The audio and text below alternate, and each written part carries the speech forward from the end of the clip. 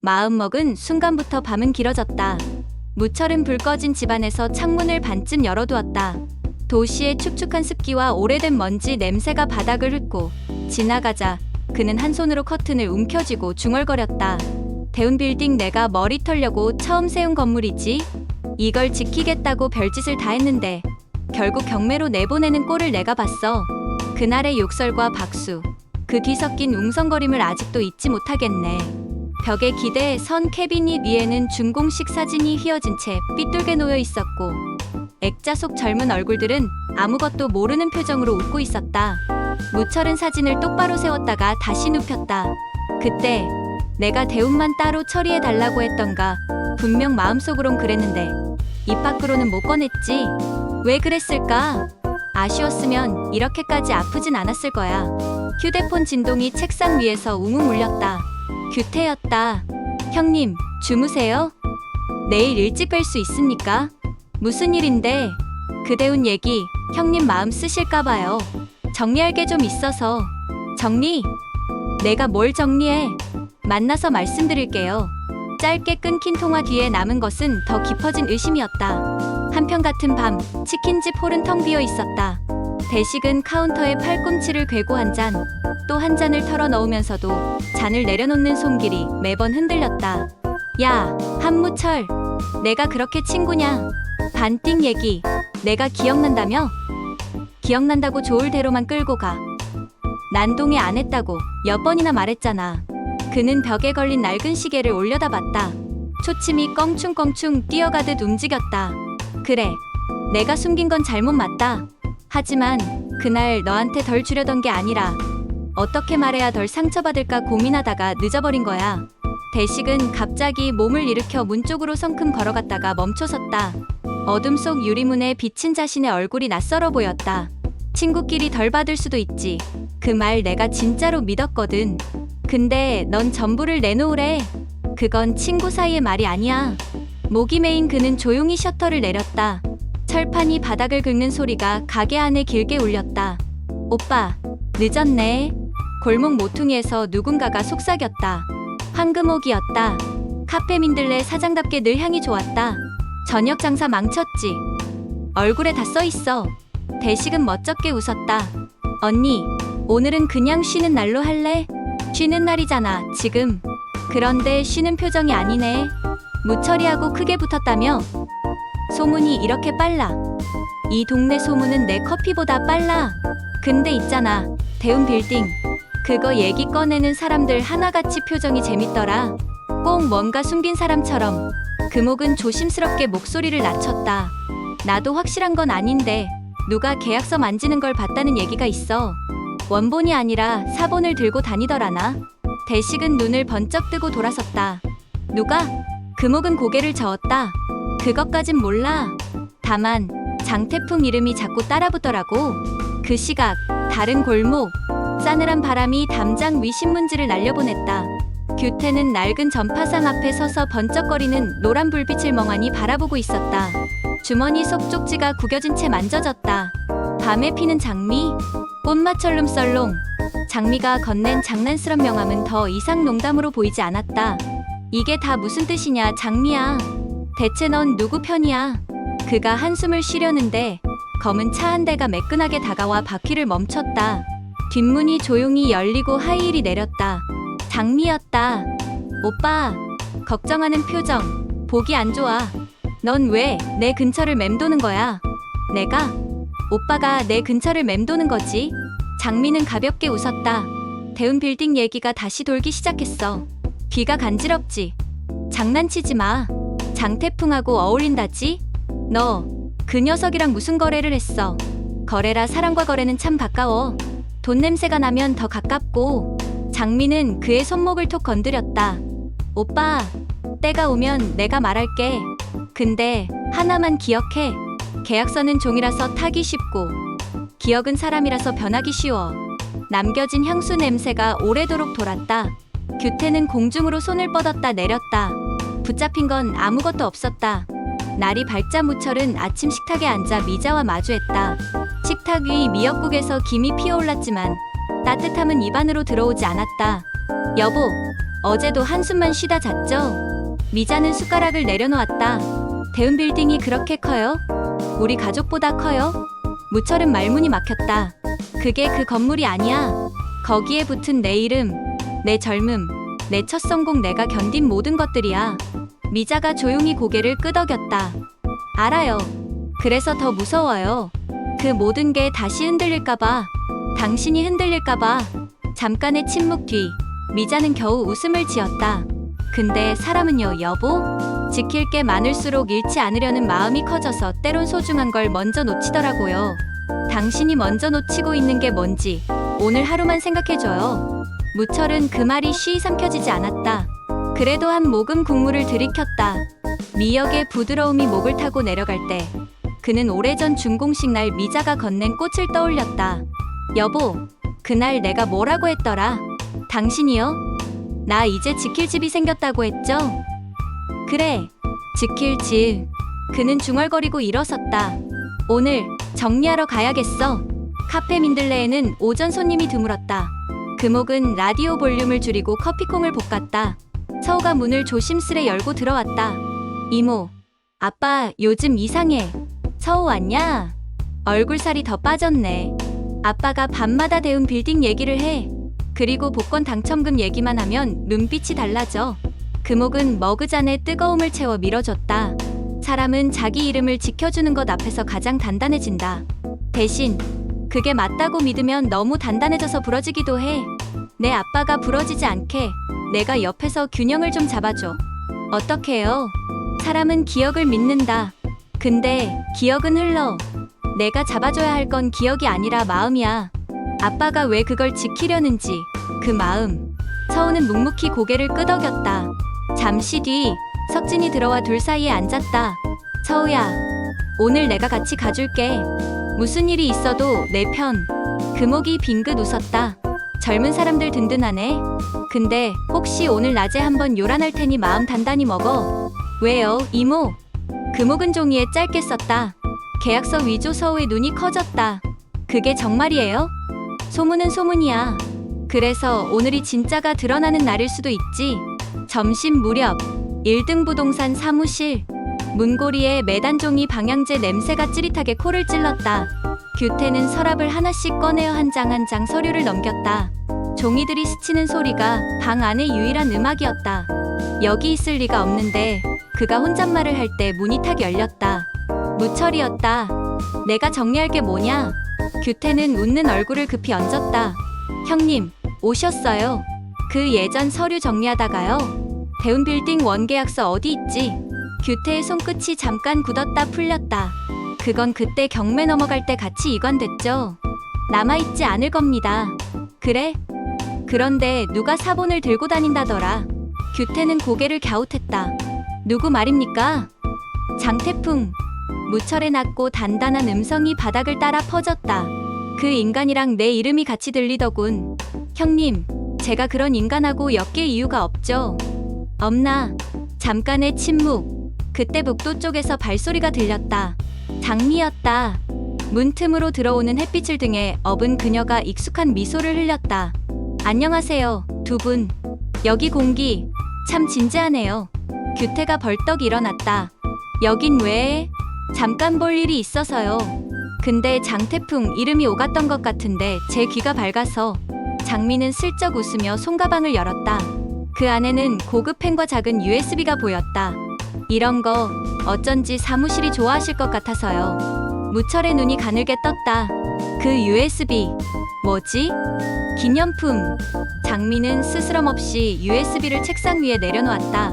근데 열어보시기 전에 한 가지 조언. 어떤 진실은 타이밍이 전부예요. 늦으면 거짓이 되고 빠르면 의심이 되죠. 그녀가 나가자 규태는 USB를 재빨리 집어 서랍에 넣었다. 무철이 낮게 말했다. 꺼내.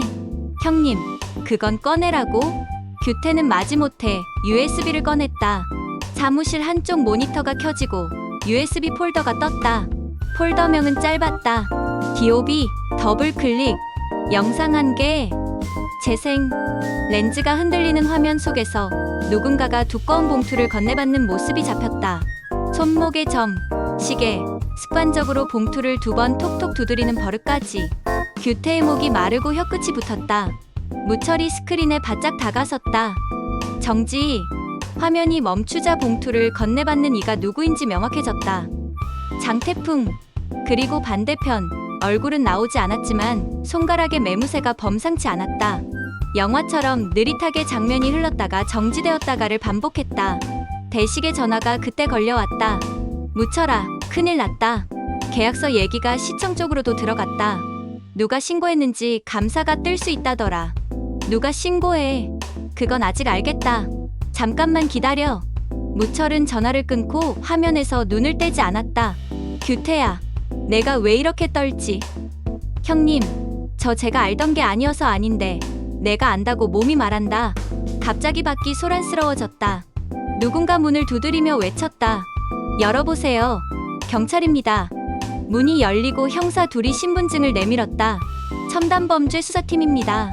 대운빌딩 계약서 관련 자료 제출 요청받고 왔습니다. 무철은 눈살을 찌푸렸지만 자리를 비키지 않았다.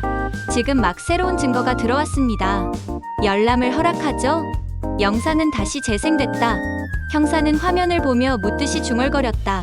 저 사람이 장태풍 맞죠? 그렇지. 반대쪽은요? 확인 중이요. 형사는 단정하지 않았다. 화질 보강하면 나옵니다. 다만 USB에 출처를 적어야 합니다. 규태의 시선이 흔들렸다. 무철이 앞을 가로막았다. 익명 제공. 사무실로 익명 배송된 것. 형사가 수첩에 짧게 적었다. 그럼 다음 질문. 복권 당첨금 분쟁으로 압수수색 영장까지 이어질 가능성이 있어요.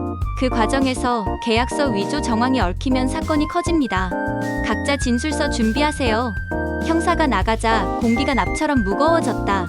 그날 오후 치킨집. 대식은 가게 문을 반만 열어둔 채 의자에 앉아 있었다. 무철이 들어섰다. 두 사람의 그림자가 바닥에서 겹쳤다가 천천히 갈라졌다. 너 신고했냐? 뭘? 감사 얘기. 아니야. 난 아직도 내 친구였으면 하는 쪽이야. 아직도. 무철의 웃음은 씁쓸했다. 너한테 전부를 요구한 건 그만큼 상처가 깊어서 그랬다. 반을 요구한 날 너는 숨겼고 다시 들켰을 때 넌 또 숨겼지. 지금 와서 절반을 주겠다고 하면 나는 내 상처를 어떻게 달래? 대식은 고개를 숙였다. 그래. 그래서 전부 다 내놓으라 했구나. 내가 알아줬으면 좋겠다. 그 말이 돈이 아니라 믿음이었다는 거. 늦었어. 늦지 않게 만드는 방법이 있어. 대식은 카운터 아래에서 봉투 하나를 꺼내 건넸다. 두꺼운 봉투는 묵직했고 종이의 마찰음이 손끝에서 울었다. 전부는 못 줘. 하지만 이건 지금 당장 내가 줄 수 있는 최대치야. 나머지는 법대로 해. 대신 부탁이 있다면 내 가족은 건드리지 마. 나는 내 가족을 건드릴 사람이 아니다. 그럼 내 말을 믿어줘. 난 신고 안 했다. 대신 대식은 천천히 말을 이었다. 장태풍이 움직인다. 장미와 같이. 알고 있어. 너 혼자 가면 다친다. 다쳐도 내가 가. 무철은 봉투를 받아들고 돌아섰다. 문을 나가는 그의 등 뒤로 대식의 낮은 목소리가 따라왔다. 야, 한무철. 우리 나중에 다시 친구할 수 있을까? 대답은 없었다. 오로지 매달린 초인종이 바람결에 흔들리는 소리만. 해질녘, 카페 민들레? 금옥이 종이컵에 커피를 붓다가 멈췄다. 문턱에 그림자 하나가 길게 드리워졌다. 미자였다. 언니 여기 앉아도 될까? 당연하지. 내 표정이 당분간 물 예정이라서 큰 컵 줄게. 미자는 웃다 말고 어깨를 떨었다. 그 사람이 자꾸 멀어져. 아니, 내가 먼저 놓치는 건지. 금옥은 설탕을 따로 내밀지 않았다. 쓴 게 맞을 때가 있어. 단맛은 그 다음. 무철 씨가 오늘도 대식 씨랑 결국 돈 얘기를 했겠지. 둘 다 맞고 틀렸어. 돈 얘기지만 돈 얘기 아니야. 젊을 때 시작한 이름. 그걸 누군가 흙묻히면 누구든 분노해. 근데 그 흙을 씻는 방법이 꼭 칼로 긁는 건 아니거든. 미자는 커피를 한 모금 삼키고 눈을 감았다. 내가 뭘 할 수 있을까? 오늘 밤만 비 오게 해달라고 기도해. 비 오면 사람들이 고개를 숙여. 고개 숙이면 마음이 좀 부드러워져. 그리고 서우한테 내 마음을 말해. 아이들이 제일 먼저 바람을 막아주니까. 밤이 깊자 진짜로 비가 내리기 시작했다. 도시의 네온이 젖은 아스팔트 위에서 길게 늘어졌다. 그 빛 사이로 검은 우산 두 개가 마주쳤다. 한쪽은 무철, 한쪽은 장미였다. 여긴 어떻게 알고? 오빠들 동선은 다 비슷해. 빗길엔 골목을 잘 못 돌아. 장미가 한 발 다가서며 미소를 거뒀다. USB. 봤죠? 봤다. 내가 왜 그걸 가져왔지? 사람들은 폭탄을 누가 만들었는지보다 누가 먼저 들고 나타났는지에 더 관심 있어. 난 두 번째 사람이 되기 싫었어. 내 목적이 뭐야? 돈이 목적이면 내가 더 우아하게 굴었겠지. 장미는 고개를 살짝 기울였다. 오히려 내가 막으러 다니는 중일 수도 있고. 누굴? 장태풍. 같이 다닌다더니? 같이 다니면 가장 잘 막아. 장미가 웃음을 되찾았다. 오빠, 대운 빌딩에 목숨 걸지 마요. 목숨은 보통 다른 곳에서 끝나더라. 협박이냐 충고냐? 둘 다. 장미는 우산 끝으로 바닥 모릉덩이를 톡 건드렸다. 내일 정오, 시청 민원실 앞. 누가 뭘 내는지 직접 보세요. 그 다음에 오빠가 결정해요. 전부냐, 절반이냐, 아니면 아무것도 아닌가. 그 밤, 규태의 휴대폰이 떨렸다. 당신 차, 블랙박스 확인해봐. 뒷좌석, 송신자는 표시되지 않았다.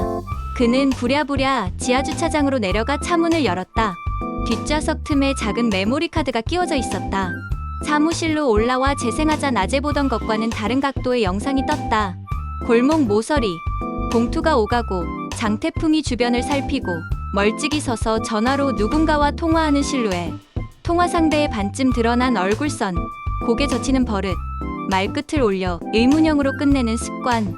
규태는 천천히 의자 등받이에 기대며 숨을 몰아쉬었다. 이걸 내가 갖고 있다고? 그는 눈을 감았다 뜨고 다시 파일을 넘겼다. 마지막 파일명은 로즈나이. 입사였다. 화면 속 장미가 카메라를 정면으로 바라봤다. 규태씨, 보고 있죠? 이 영상이 여기 올 줄 알았어요. 난 나를 보호하는데 익숙한 여자예요. 근데 오늘은 다른 누군가를 보호하려고요. 그러려면 누가 진짜 문제인지 당신이 먼저 말해야 해요. 영상이 꺼지자 방 안이 적막해졌다. 규태는 손등으로 이마를 훔쳤다.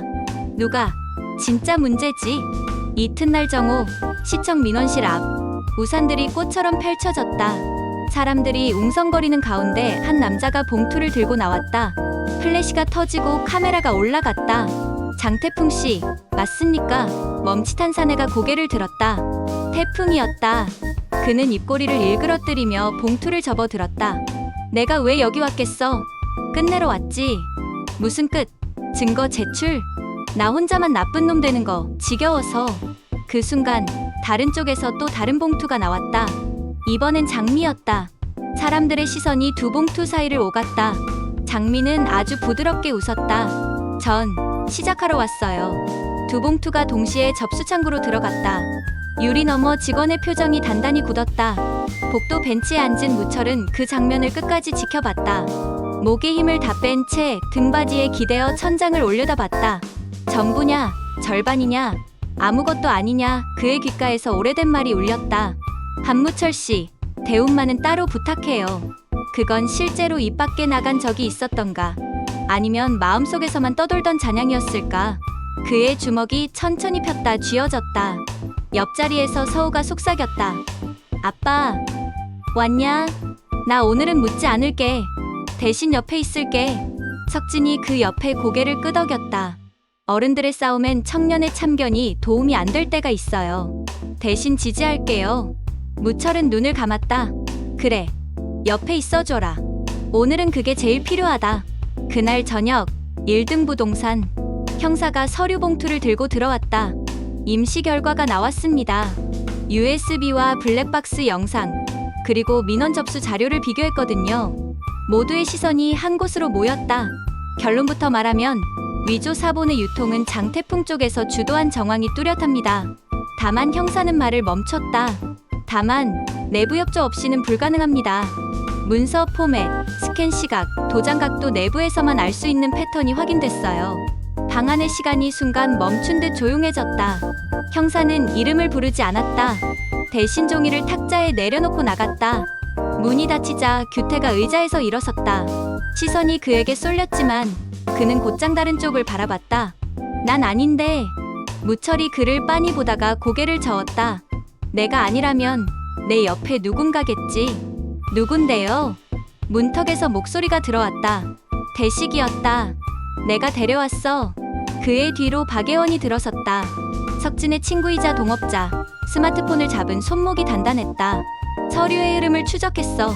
렌털 프린터 로그, 야간 사용 시간, 자동 저장 파일 경로, 그리고 열쇠. 예원은 키링을 들어 올렸다. 이건 내가 잃어버린 게 아니라 누가 일부러 떨어뜨린 거야. 그날 밤 내가 여길 안 왔다는 증거지. 규태는 한숨을 내쉬며 의자에 주저앉았다. 그럼 누가? 아직은 절반만 보여. 예원이 미소를 거두었다. 나머지 절반은 내일 밤 다시 비. 미자는 베란다에서 빨래를 걷다가 하늘을 올려다봤다. 비가 오네. 오늘은 울어도 괜찮은 날. 뒤에서 팔이 그 허리를 감쌌다. 무철이었다. 이자야. 응. 나 오늘 처음으로 전부가 뭔지 다시 생각해봤다. 뭔데?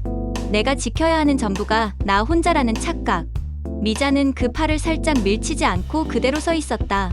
그럼 이제 뭘 지킬 건데? 이 집, 내 얼굴, 아이들, 그리고 나를 믿을 수 있게 해준 이름. 그게 누구 이름? 한무철 말고 우리라는 이름. 짧은 침묵 뒤 미자가 웃었다. 그 이름은 꽤 예쁘네. 그리고 다음 날 아침 문자 하나가 동시에 여러 사람에게 날아갔다. 오늘 오후 3시 카페 민들레. 끝내자. 발신자는 표시되지 않았다. 민들레 안은 나치고도 이상할 만큼 어두웠다. 구름이 낮게 깔려 햇빛을 막았고 에스프레소 머신의 김만 흰색으로 부풀었다 사라졌다. 금옥이 카운터를 닦으며 말했다. 여긴 싸우는 데가 아니야. 화해하러 오는 곳이지. 먼저 들어온 건 장미였다.